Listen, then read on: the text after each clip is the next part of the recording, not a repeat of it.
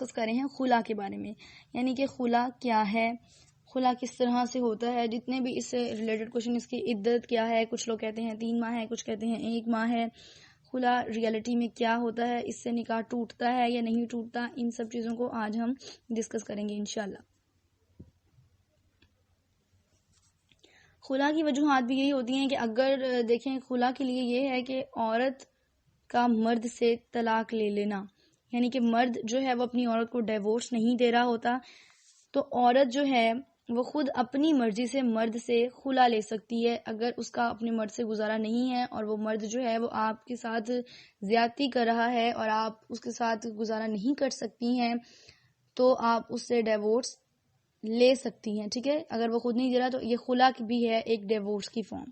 ٹھیک ہے۔ تو آپ اپنی مرضی سے عورت علیحدگی اختیار کر سکتی ہے خلا کے طور پہ، ٹھیک ہے۔ خلا بھی طلاق جیسی ہوتی ہے، بس اس میں یہ بات ہوتی ہے کہ خلا جو ہے وہ عورت کی طرف سے ہے، عورت لیتی ہے، اور ڈائیورس جو ہے وہ مرد خود دیتا ہے، بس یہ اتنا سا ڈفرینس ہوتا ہے طلاق اور خلا میں۔ ادروائز دونوں چیزوں سے سیپریشن واجب ہے، پکی ہو جاتی ہے، عورت مرد پر اور مرد عورت پر حرام ہو جاتا ہے، ٹھیک ہے۔ ایک حدیث میں آتا ہے کہ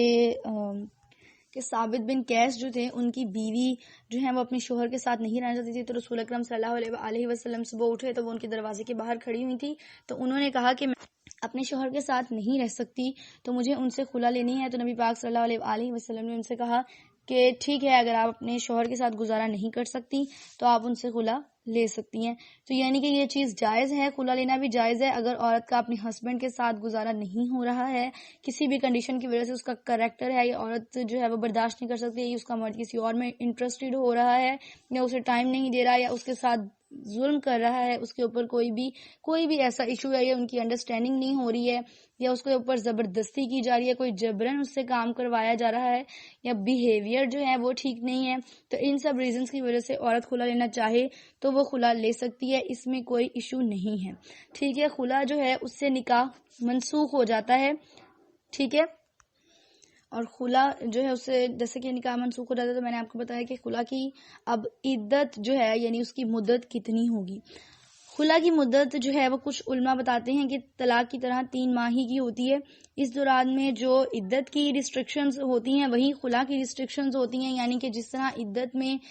جو ہے وہ ڈائیورس جو ہوتی ہے عورت وہ اپنے شوہر کے گھر رہتی ہے اور وہیں پہ اپنا عدت کا ٹائم گزارتی ہے اور شوہر سے پردہ کرتی ہے، اسی طرح باقی لوگوں سے بھی پردہ کرتی ہے غیر محرموں سے عدت کے دوران، وہی ساری ریسٹرکشنز جو ہیں وہ خلا کے لیے ہوتی ہیں جو ڈائیورس کے لیے ہوتی ہیں، ٹھیک ہے۔ اسی طرح یہ ہے کہ نبی پاک صلی اللہ علیہ وسلم سے یہ چیز ثابت ہے کہ انہوں نے خلا کی عدت 1 ماہ کی بیان کی ہے، ٹھیک ہے۔ ابو داؤد کی حدیث ہے کہ نبی پاک صلی اللہ علیہ وسلم نے فرمایا کہ خلا کروانے والی عورت کی عدت 1 حیض ہے، ٹھیک ہے۔ اب کچھ جگہوں پہ یہ آتا ہے، اسی طرح ایک اور حدیث ہے جس میں عبداللہ بن عباس جو ہیں وہ روایت کرتے ہیں کہ ثابت بن قیس کی بیوی نے ان سے خلا کر لیا تو نبی کریم صلی اللہ علیہ وسلم نے ان کی عدت 1 حیض مقرر فرمائی، یعنی کہ آپ 1 حیض جو ہے وہ اس کے بعد پاک ہو جائیں تو یعنی 1 ماہ آپ کی عدت ہے، ٹھیک ہے۔ یہ ایک نبی پاک صلی اللہ علیہ وسلم نے بتایا ہے خلا جو لے لے عورت اس کی عدت کا ٹائم کہ وہ 1 ماہ تک عدت میں رہے جس نے خلا لیا۔ اب کیونکہ کچھ علماء نے یہ کہا ہے کہ خلا جو ہے اس سے 1 طلاق پڑ جاتی ہے، یعنی خلا کا مطلب کیا ہے کہ 1 طلاق ہو گئی ہے، تو کیونکہ وہ بھی طلاق پڑ جاتی ہے اس لیے اس کی مدت 3 حیض ہے۔ تو اب اگر جس عورت نے خلا لی ہے وہ اگر تو مطلب کہ 3 حیض عدت گزارے تو بھی اس کی عدت جو ہے وہ ٹھیک ہوگی، اگر وہ عورت 1 ماہ جسٹ 1 حیض جو ہے وہ اپنی عدت مکمل کرے تو بھی اس کی